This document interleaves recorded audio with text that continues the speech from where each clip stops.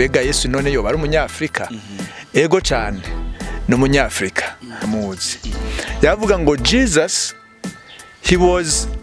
he's not a white man like me, but Jesus he was a black man. And Jesus bishatse kuvuga iki mu Kirundi rero bariko baradukurikana badashaka wa Jesus belonged to Africa. Ahantu hari inzahabu nziza zikunzwe cyane ku isi ni muri Kongo, ni muri Zaire. Uvuga rero ko Yesu ari umukongomani? Urumva ntari kure yo ngaha. Yesu urumva rero yo bavuka mu biyaga binini. Ashobora kuba avuka mu biyaga binini. Sindabihamya neza 100%, ariko kuba ari umwirabure byo byonyine birampagije. Nemeza ko ari umunyafrika. Base ku ntego nadusigurire shaka duhe umuco nabona serukiye. Uvuga ko Yesu yari umwirabure. Shaka aduhe umuco atubwire ubwo bwirabure bwiwe bukomoka he. Reka asome kugira ngo avuga ngo nuko atuma uja kumuzana kandi yari umuhungu w'inzobe w'amaso meza w'umunyakaranga maze uhoraho aravuga ati va hasi umusuke kw'amavuta kuko wa wundi ari uyo. Yego mwabyumvise w'inzobe mugabo umusore w'inzobe w'amaso ameze nk'uyu mugabo ariko arakubaza w'amaso manini nkaya Dawidi niko yasa. Dawidi niko yasa kandi ngo ni mu gisekuru zacu mugabo yari w'inzobe urumva katirabo urivuguruje none ariko nibaza ko yari figure de style kwe ndirabura ariko sindi mwiza ariko ndi mwiza ndirabura ariko ndi mwiza mw'abakobwa b'i Yerusalemu meze nk'amahema y'Ikedari nk'imikingo ya Salomo. Uwo ni Salomo gira yari ko arivuga Salomo ati ndirabura ariko ndi mwiza. Salomo nako Dawidi n'umuhungu wiwe bose nabirabura, umwe arirabura uwundi ari inzobe ariko bose kandi ni abirabure. Aho Yesu yababwiye bahera ko benshi ahantu bariko barigira hari muri Bethlehem Yerusalemu nayije muri Afrika canke iri hari ya nyene. Yerusalemu byanka bikundira garuka muri Afrika.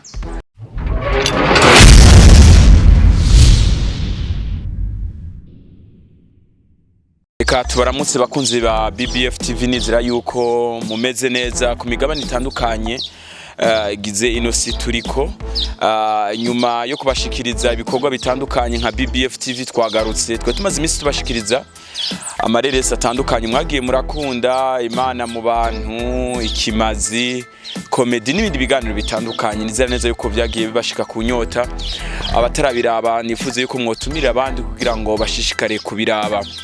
Turahantu heza nkuko mubibona akajaride kameze neza amashugwe turi muri hotel Kigobe ya kabiri ni hotel imeze neza ifise ama service ameze neza tubatumire nyine kuza kuyiraba n'ahantu hameze neza cyane. Yes mu kigono cyacu cyo kuno munsi Bertrand ndi kuri micro behind the camera ni Berry Bomb ni wari karabikora neza kugira ngo amasanamu nano majwi abashikire ameze neza.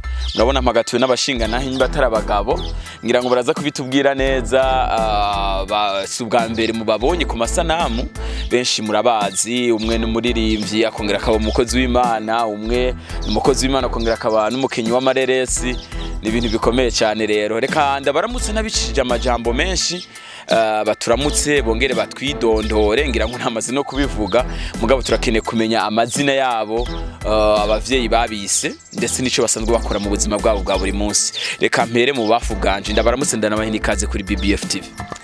Murakoze cyane nitwa Claude Hakizimana hanyuma sanzwe ndumuzezi wa shengero muzango wa misi yose sanzwe nyene nkora ibikorwa rukristo ego ikindi sanzwe nyene ndi mu kinyomareresi akeshi ntanga message nciye mu kwigisha imbere y'ishengero nkoresheje Bibiliya canke nkabicisha mu mareresi.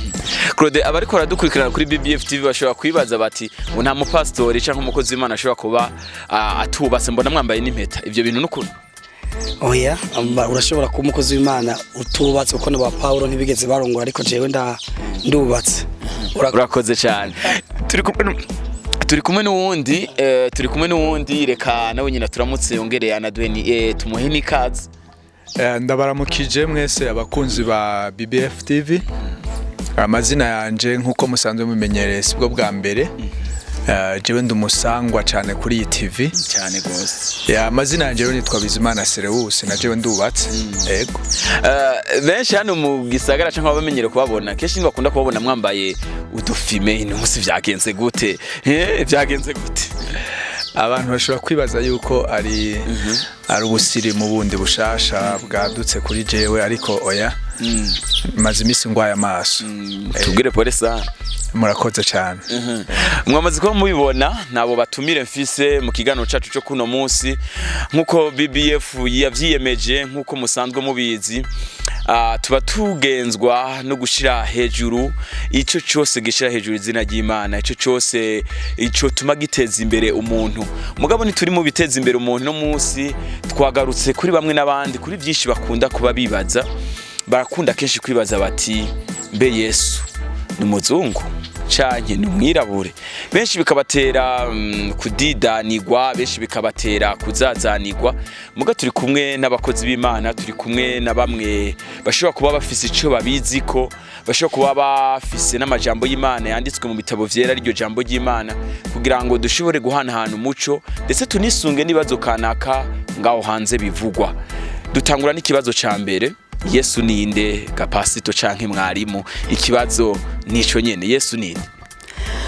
Ku bwanje Yesu ndamuzi nk'umwana w'Imana, nk'uwatumwe n'Imana kugira ngo aze mu isi.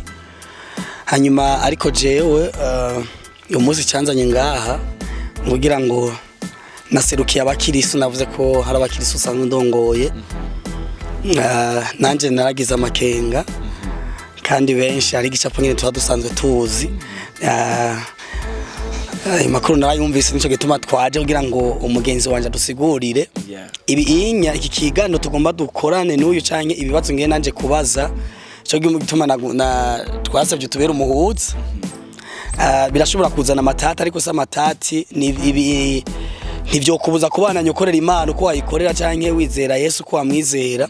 Ahubwo gusa ni byiza ko ibicapo bimwe biba biri muri tube ko tumenya icukuri mbega niki. Rero nashaka je ku bwanje mvuze Yesu ku gicapo ndamuzi ko mvuze Yesu numva Yuda. Kuko Bibiliya itubwira ko Yuda Yesu ari umunago ku gishitsi ca Dawidi ari we Yuda. Rero nanje ndafitiye amakenga. Ku bwanje rero nimba Yuda yari umwirabura, Yesu yari umwirabura. Nimba Abrahamu yari umwirabura, nawe n'umwirabura. Nimba Dawidi yari umwirabura, nawe n'umwirabura. Ubwo rero nashaka agende buke buke adusigure neza twumve cyariko aravuga ko yari umwirabure. Sinzi ko nisho nashaka kugira ngo aduhe umuco. Ndabaza je nk'userukiye abakirisu. Mwamaze kuba muvyumva bakunzi ba BBF. Ari ngaha ntari ngaha nka pastor, ntari ngaha nka mwarimu, ari ngaha nk'uwaserukiye abakirisu. Ubundi nawe ni Serewus nabo nyine ngo ari ngaha nk'userukira abakozi b'Imana. Nivyo Gaserewus? Je ndi ngaha nk'userukira umuntu wese ashaka kumenya ukuri. Yego. Ikibazo ni ca kindi nabajije Claude. Yesu ku bwawe ninde? Yesu ku bwanje n'umugabo yaducunguye, cane cane yacunguye ihanga rya Isirayeli. Hanyuma Bibiliya ikabitwereka ko yirabura ugereranije nuko tubona abitwa abajuife canke abayahudi baje baturuka muri Europe mu mwaka w'igihumbi kimwe amajana 948. Uravye uko basa ukaraba nuko Bibiliya ivuga biratandukanye gose. Nico gituma nshaka ko abantu bava mu rujijo bakamenya yuko uwabacunguye ku vy'ukuri tubisuzumishije Bibiliya yari umwirabure asa nabo. Claude kutubwira yuko gisekuruza ca Yesu kirashobora kuba ari cirabura vy'ukuri. Urafise imirongo ya Bibiliya yoba ibihamya yuko vy'ukuri igisekuruza ca Yesu arabirabura? ego cyane 100%.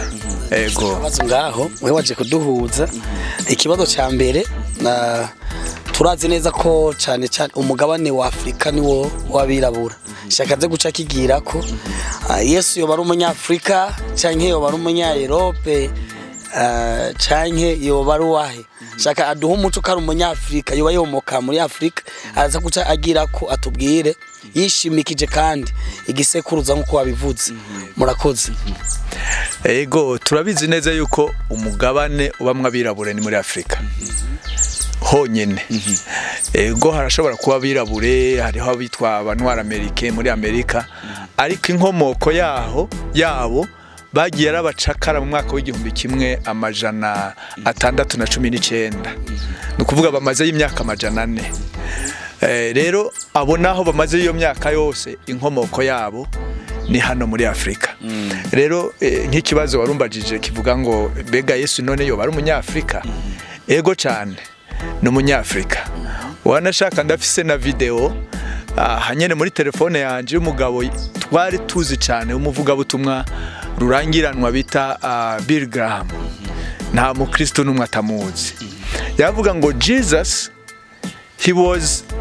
he's not a white man like me, but Jesus he was a black man. And Jesus bishatse kuvuga iki mu Kirundi rero bariko badukurikana badashaka wazi. Jesus belonged to Africa. Bill Graham yaravuze ngo Yesu ntiyari umuzungu nkanje, ngo kandi Yesu yari umwirabure. Aranavuga kandi ngo niwe ashaka ndaza ku playinga iyo ntuze uyumvirize. Ego nitwaronka kanya. Avuga kandi ngo Yesu ngo Jesus belongs to Africa. Nukuvuga ngo Yesu yegamiye canke nuw'abanyafrika. Ego Claude, we nk'userukira abakirisu canke abantu ivyo Serose aje gusigurura vyemeza.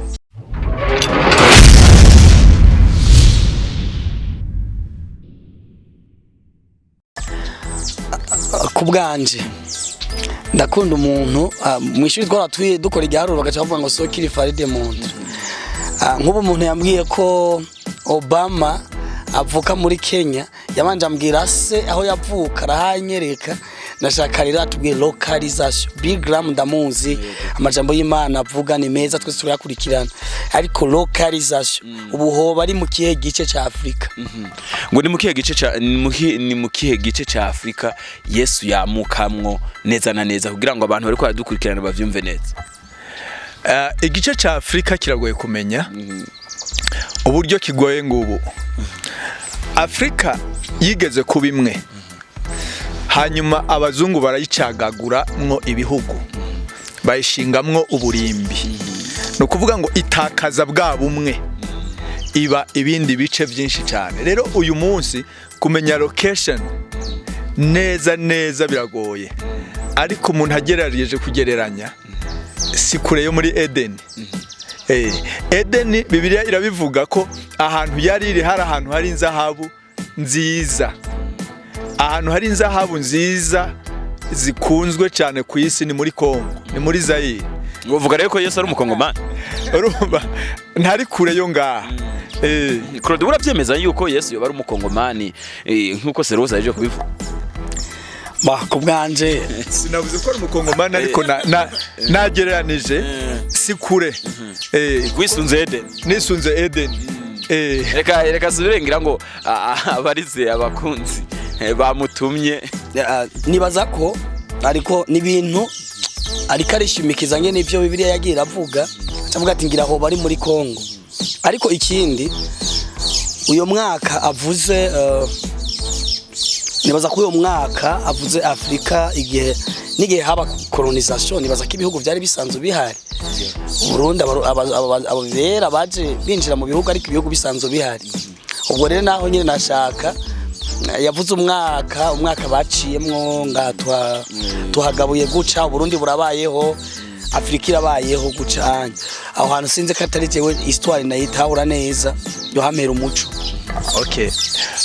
Nigeze kuba ndi muri Canada dukorana n'abantu bitwa bagiye arabacakara kera cyane. baba mu izinga ryitwa gute sinzi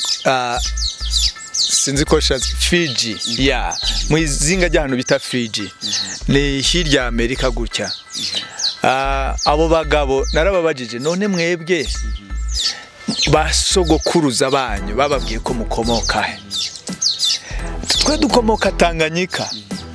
Batubwiye ko iwacu ari Tanganyika.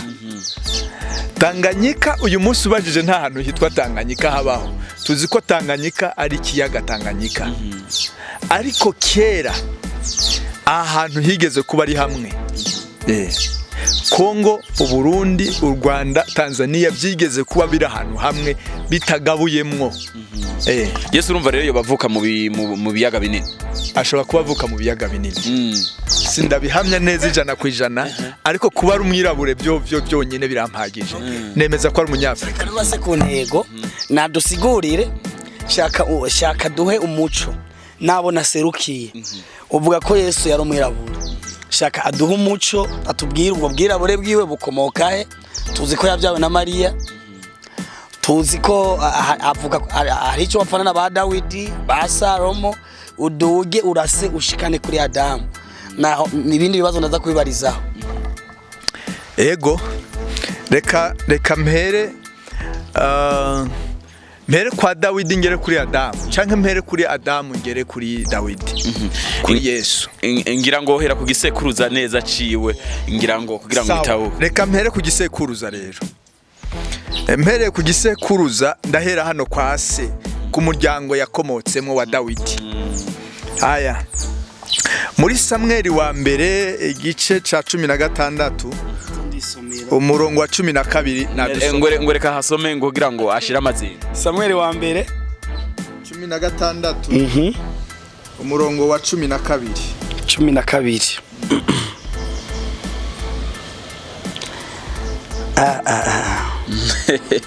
Reka hasome kugira ngo havuga ngo nuko atuma uja kumuzana, kandi yari umuhungu w'inzobe w'amaso meza w'umunyakaranga, maze uhoraho aravuga ati va hasi umusuke ko amavuta kuko wa wundi ari uyo. Yego mwabyumvise, w'inzobe mugabo, umusore w'inzobe w'amaso ameze nk'uyu mugabo ariko aratuba w'amaso manini nkaya. Dawidi niko yasa. Dawidi niko yasa kandi ngo ni mu gisekuruza cyo. Mugabo yari w'inzobe urumva katirabura. Urivuguruje. None inzobe ubwirabure burimwo brown, burimwo dark and brown. Ibyo byose biharugwa ko arabirabure. Uyu munsi we muntu ntiyo kwita umuzungu. Oya uri mwirabure. Nika twumve Claude cha bivuga. Aha makenga naringiza narinsimbiye kwa mu Cyongereza ngo ndabe katari abandi babaruye Kirundi. Siguro y'ikirundi wosanga idakwiye. Kirundi ni gikene. Bavuze ngo ni 16 Samuel wa mbere 16 umurongo wa 12.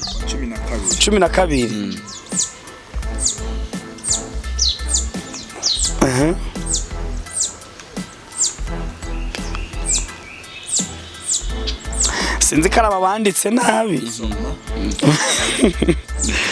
So he sent for him and had him brought in. He was growing with health and had a fine appearance and handsome features. Sinzi karaba bibaruye nabi. Handsome features. Ngo yari umuhungu mwiza ariko ntibavuze ko yari inzobe cyangwa ngaha ntibabivuze. Aya. Nimba aha batabivuze, iyo biri usomye ni yihe? Ni Nive. Soma ntuza King James. Okay. Ndemeza reka dufate kuri jambo inzobe. Bandanya. Reka dufate inzobe. Okay. Tugende rero mu ndirimbo za Salomo. Twumva umuhungu wa Salomo. Wewe wavuze ngo ko twumva umuhungu wa Dawidi. Ko wavuze ngo urirabura. Warirabura akaba tubonye inzobe.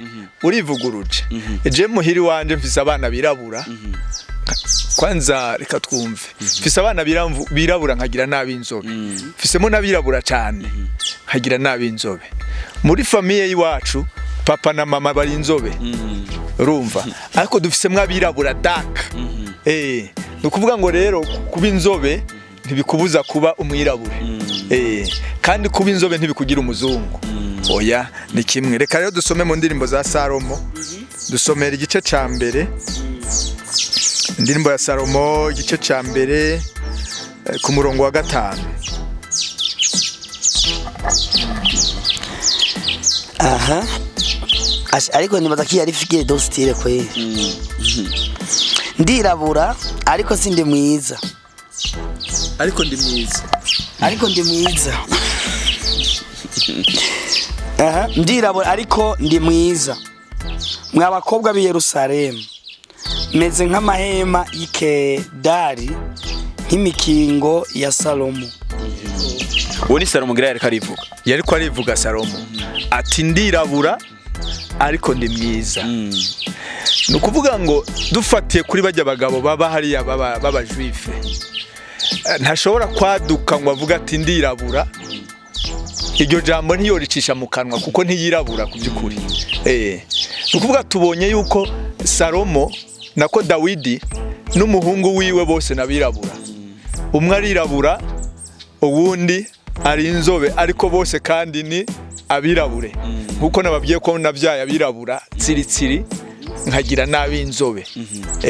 Ubu Claude ngira ngo ku ruhande hagaze ko ngira ngo waremejwe neza yuko igisekuruza ca Yesu shirabura.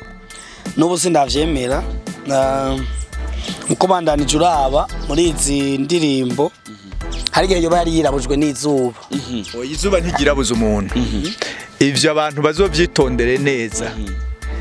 Izuba ntigirabuza umuntu. Abantu bavuze ngo klima niyo yatumye abazungu babaho, kubera kuba mu ahantu hakanye igihe kirekire. Ivyo wari kubimbesha kera, ariko ubu ntiwobimbesha kuko mfise abana bavukiyeyo. Mfise abana bavukiyeyo. N'uyu mukobwa ubona yagiye mfise imyaka ingahe 8, wafise 21 yakuriyeyo. Urukoba rwiwe ntigwigeze ruhinduka. Abarya bamaze imyaka 400 nabugingo n'ubu baracara aba black. Rero urukoba ntiruhindura umuntu. Ngira ngo amazinda Claude ntaraherana n'ubu. Kugeza n'ubu nibaza ko yombandanya nabandanye, yavuze ko aza kuguma agenda ankomvenke neza. Sinzi ko ufise ico ushobora kubandanya ko ngaho uri kuravuga kuvyerekeye ibihe Imana yagenye yuko atari byo bihindura urukoba rw'umuntu. Ivyo ntibihindura urukoba rw'umuntu namba na gatoya, gusa reka mbandanye ndamuhe imirongo kandi nanone muri Bibiliya. Yego, yindi mirongo ya Bibiliya. Nansomere muri Act. Aho yakozwe n'intumwa. Aho horabanza nsomere mu Congereza. Act chapter 13 verse 1. Ibyakozwe n'intumwa 13 umurongo wa mbere. Reka hige King James ngira ngo niho biza ku nasome yariyo yose nta kibazo ndamuhaye yose. Warayeme we nta kibazo. Sawa, ibyakozwe n'intumwa. Okay. Jewe ibi bintu no kuvuga ngo n'ubu Act chapter 13 verse 1. Igice cha 13 verse 1 number 1.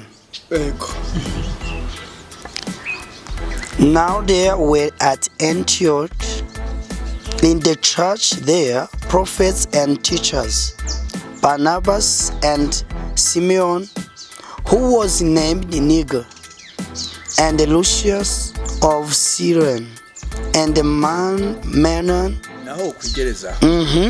Twakirose. Urumva ngo abahanuzi n'intumwa baraho hantu bitwa Antioch. Harimo Barnaba na Simeon. Uwo bise ngo ninde Niga. Niga ni jambo nawe urazi igifaransa gitwa negre. So rero intumwa ntiwofata umuntu w'umuzungu muri bariya bitwa abajuife ngo umwite Niga. Ni gitutsi kamene. Urumva ko intumwa na Yesu n'abakomotse ngaho hose baraba black.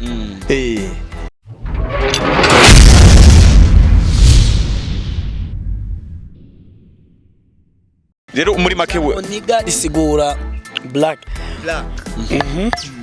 Be nta kuntu ntivyoshoboka ko muri aba anya bari abanyafrika. Of course umwirabure wese n'umunyafrika. Ego.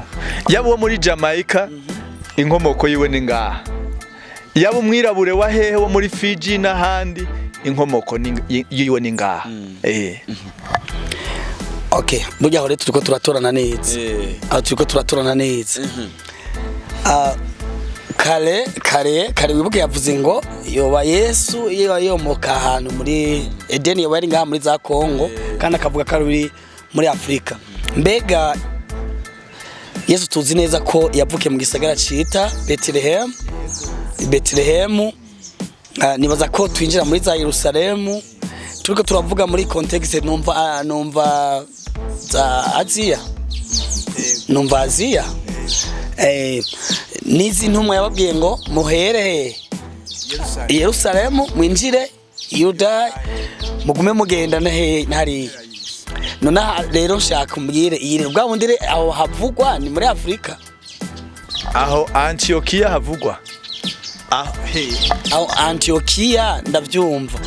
Mvuga ati aho Yesu yababwiye bahera. Ko benshi ahantu bariko barigira hari muri Bethlehem, Yerusalemu nayije muri Afrika canke iri hari ya nyene.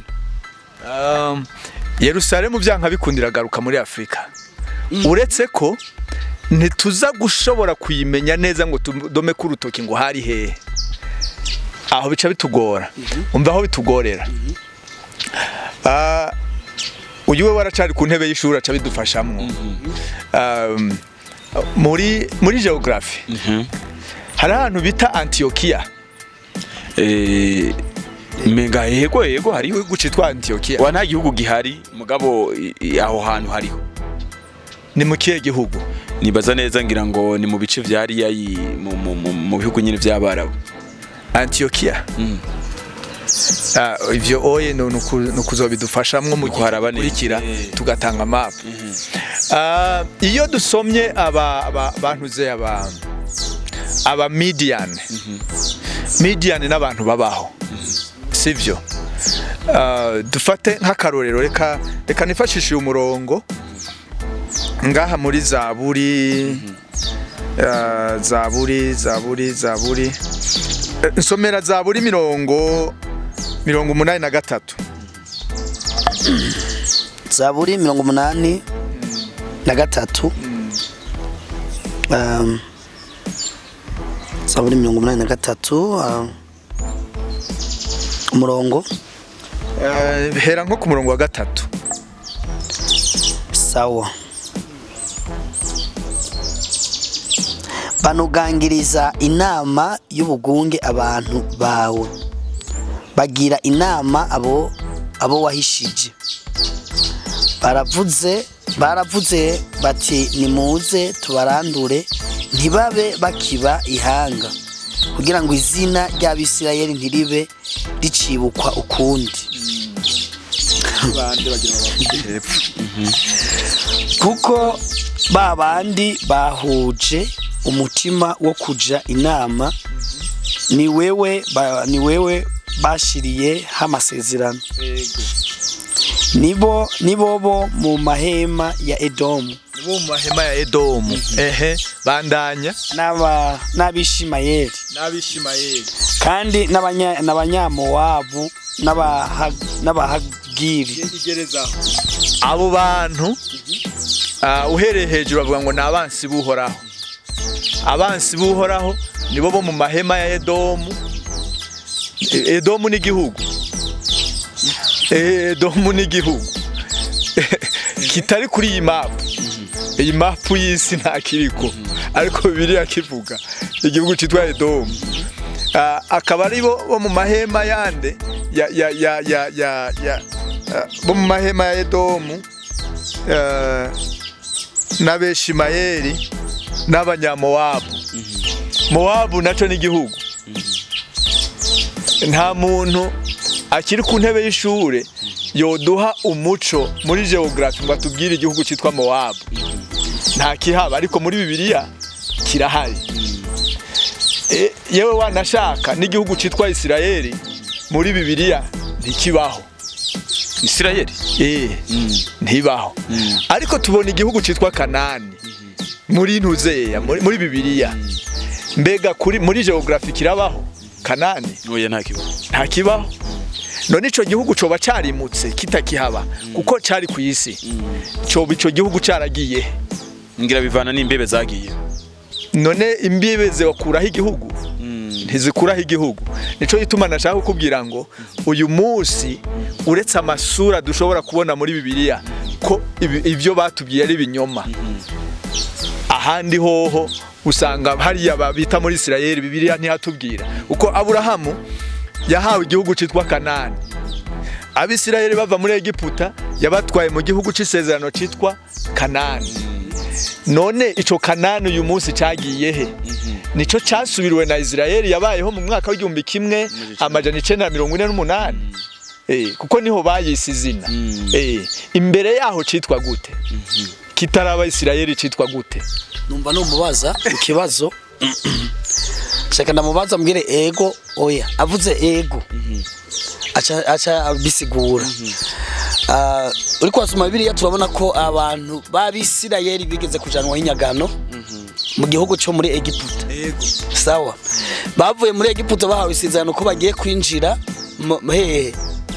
Kanani shaka kumbwire direction baba barafashe aho Egiputa uremera kibaho sinzi kuyemera shaka kumbwire reko urwo rugendo rwagenze uko uba warasomye Bibiliya kugira ngo turashobora kubona orientation Kanani aho yari herereye naco urabona muri Egiputa ho haracariho iyo usomye mu Itanguriro igice ca 10 ku murongo wa 6 niho ho bacita Mizraim niyo Egypt noneho iyo Mizraim iri muri Afrika Abisirayeli nabo bari ngaha nyene muri Afrika ibi batubwira ngo bajabutse ikiyaga gitukura